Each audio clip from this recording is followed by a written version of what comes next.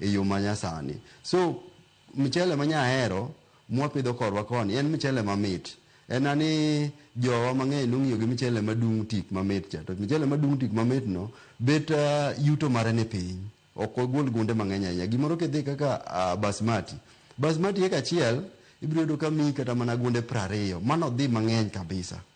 To en ani en gi ratun, en gorowe. Morope cha bende kirito maber to chak miyi keyo mo. Emomiyo jomwea nohere. Lakini yuto mare to ni piny. Dho beche bende ni malo. Ma en kikaye to en ani en nitie sama en gi chiro. Ma en ober kipidhe ka intiere koda chiro. Tiyudo ka IR gi kothe mamoko gi tiyudo ka nigi chiro mang'eny nikech yudo ka jo Lake Basin kawe to sana sana jo Uganda bende kawe karwa ka. Koro miyo wahero IR to IR no be kitede to en michele mamit ok orach. Ma kata gipime gi michende ma oko to en michele mamit.